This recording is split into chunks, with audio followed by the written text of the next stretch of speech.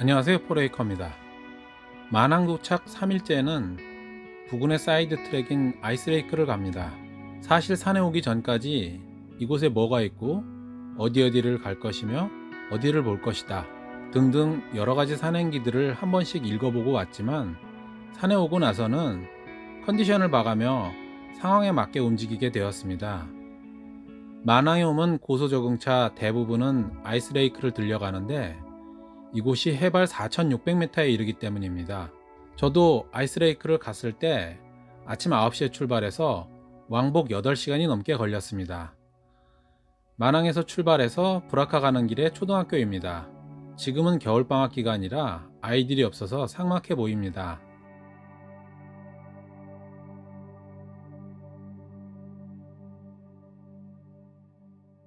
브라카는 사원마을입니다.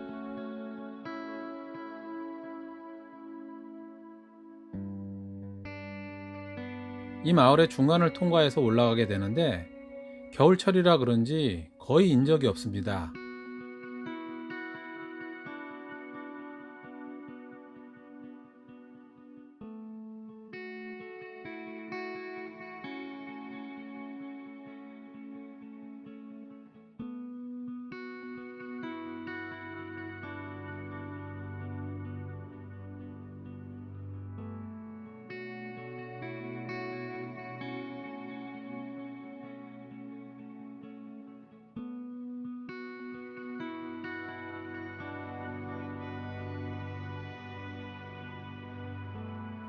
마을을 지나치면서 마치 시간이 정지되어 있는 듯한 느낌을 받았습니다.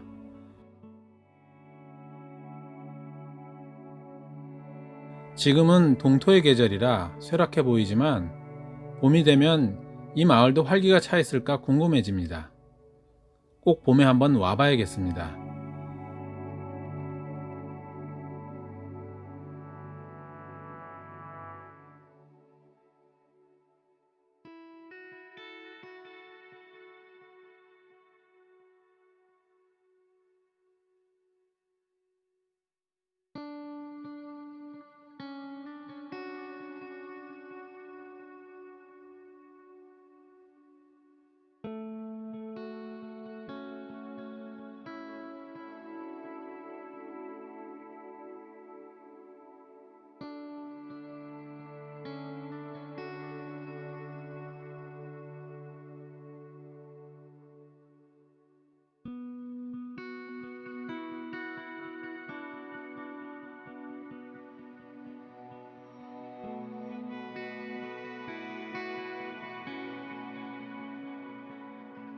아이스레이크로 가는 길은 브라카의 사원마을 내부를 통과해서 바로 뒤에 산을 지그재그로 하염없이 올라가게 됩니다.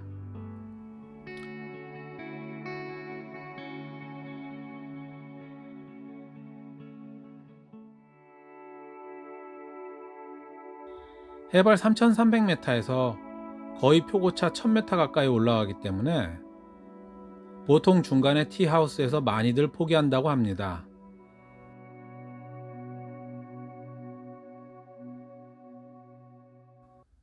급경사야 언덕을 2시간 반 정도 올라야 티숍이 있는데 물론 비수기라 문을 닫았습니다.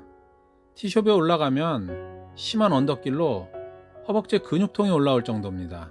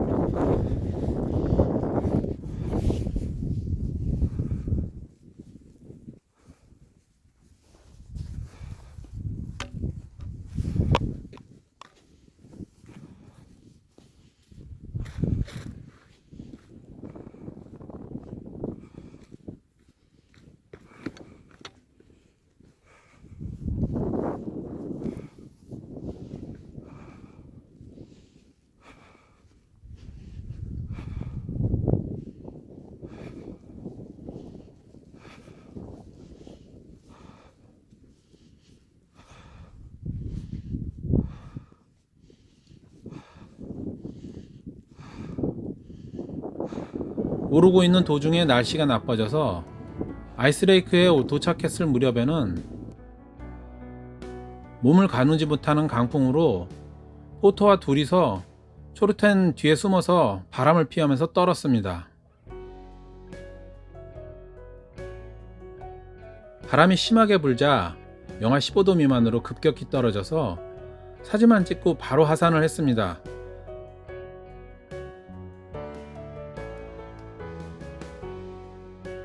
카메라가 바로 얼어버렸습니다. 아이스레이크란 이름이 계속 얼어있어서 붙은 이름일 수도 있다란 생각이 들었습니다. 하지만 여름철에는 녹아있다고 하더군요.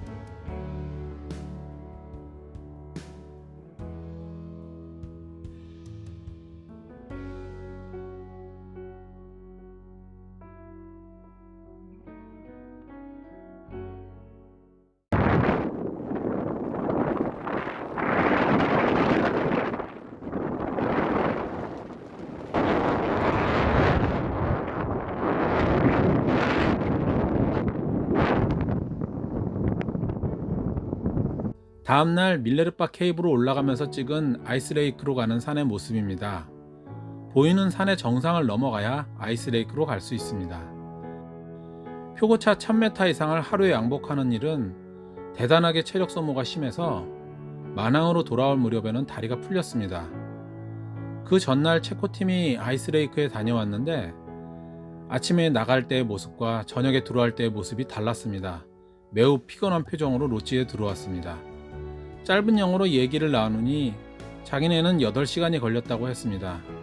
20대와 30대의 친구들이었는데 오랜만에 폭풍설을 만나 뚫고 내려왔으니 그 친구들을 보고 나서 저는 무사히 다녀온 것도 감지덕지인 것 같습니다.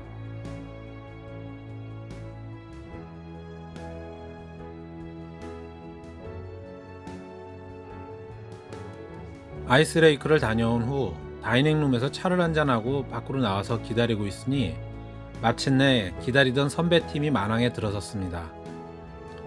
경인일보 청소년 오지탐험대 팀인데 대단히 그룹이라 탐사대 청소년 17명, 인솔자 3명, 가이드 3명, 포터 12명, 쿡 5명이었답니다. 이 학생들이 들어오는 걸 보니 갑자기 뭔가 감격적이었습니다.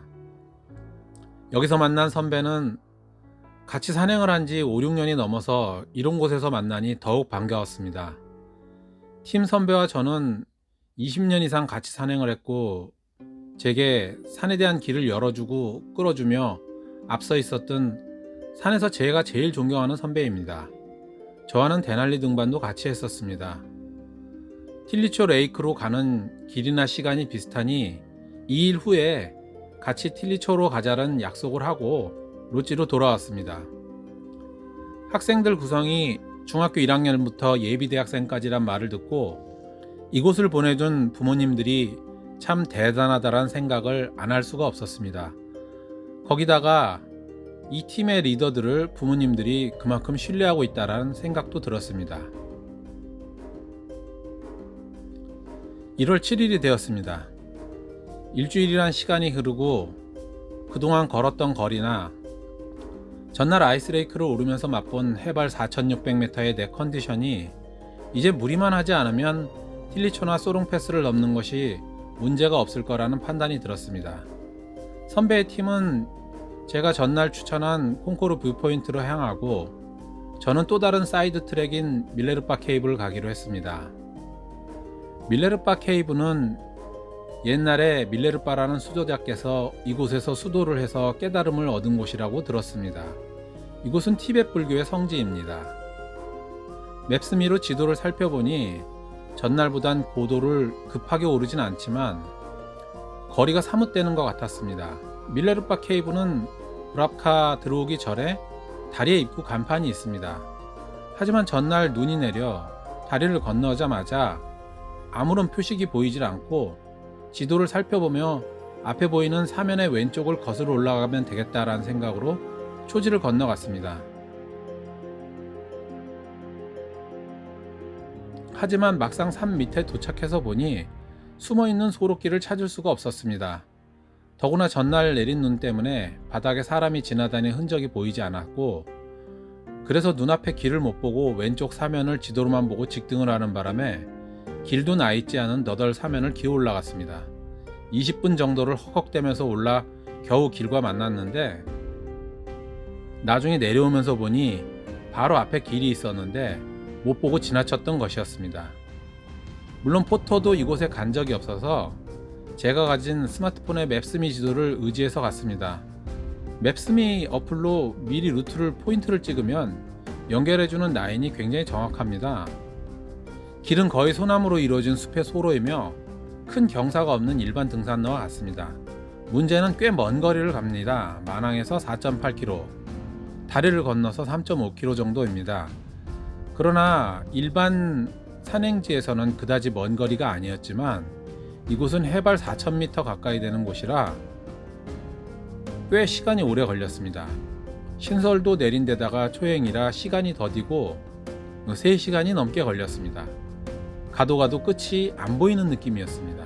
중간에 초르텐이 있길래 여긴가 했더니 그곳들이 중간이었습니다. 이곳이 유명한 성지가 맞는지 가는 길 중간중간에 바위에 법문이 새겨져 있었습니다. 거의 다 왔다고 생각될 무렵 지도를 보니 길이 안나푸르나 삼봉 빙하 뷰포인트로 가게 돼 있었습니다. 같은 길이었습니다. 지쳐서 허탈할 무렵에 언덕 위로 수많은 타르초 깃발과 룽다가 보이면서 멀리로 목적지가 보였습니다. 예전에 봉정암 주지가 오체투지 정도의 고행의 산길을 올라서야 겨우 부처님 사리가 있는 정멸보궁을 볼 수 있으니 감격스럽지 않냐란 설법을 지나가다 들으면서 속으로 욕을 했었습니다. 산행이 힘들면 고행이 고생이지 않겠는가 란 생각을 하며 반감을 가진 때도 있었는데요. 저도 여기서 이 고생을 마다하지 않았으니 고행을 몸소 겪는 셈이었습니다. 이 경사가 심한 계단을 한참 올라가야 합니다. 하지만 밀레르바란 분은 빙하 바로 앞자락까지 와서 고행을 했고 정진을 했으니 종교를 떠나서 대단한 분이란 생각이 들었습니다. 이날도 매우 추웠습니다. 이곳에 와서의 저의 느낌은 이런 사무치는 삭막함과 외로운 곳에서 수도를 하시는 분에 대한 존경이 들었습니다. 아침에 도에 들면 저녁에 죽어도 좋다란 노장의 가르침은 정말 좋은 자연의 품에서 호연지기를 기르면서 시작되는데, 이런 곳은 호연지기를 기르는 게 아니라 정말 고행을 통해서 도에 이르니 석가모니님이나 예수님의 고행이 뭘 의미하는지 엿볼 수 있는 것 같습니다. 모든 고통과 번뇌에서의 자유로움, 바로 해탈이죠. 이곳은 성지답게 몇 개의 건물들이 있었고 티숍도 있었으나 모두 문을 닫았고, 왼쪽 안부를 넘어가면 안나푸르나 삼봉의 빙하 뷰포인트입니다.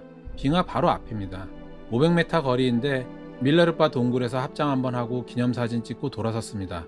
참고로 저는 종교가 없습니다. 단지 산에 다니면서 불교 문화를 많이 접했습니다. 거기다가 모든 성자와 선지자를 존경합니다. 산행을 끝내고 내려오니 그날도 거의 7시간 정도 산행을 했고, 그간 계속 솔로로 트레킹이나 여행을 하면 다이닝룸에서 그날 어떤 부류의 여행자들을 만날까 하는 기대가 있습니다. 제가 도착한 날에 길에서 만나 눈인사를 한 체코팀이 저보다 늦게 들어왔고, 그래서 그날 오후에 체코팀과 말을 텄습니다. 체코팀은 남자 3명, 여자 2명으로 구성된 그룹인데 매일매일 산행을 하고 다이닝룸에 모여서 산행 강평을 하길래 제가 알파인 클럽인가 물어봤습니다. 그랬더니 그렇다고 합니다. 저도 팀 산행을 하면 산행 후에 강평을 하는 것을 외국인들도 그렇게 하는 걸 보니 신기하더군요. 저는 체코슬라바키아라는 국가명을 얘기해서 실수를 했습니다.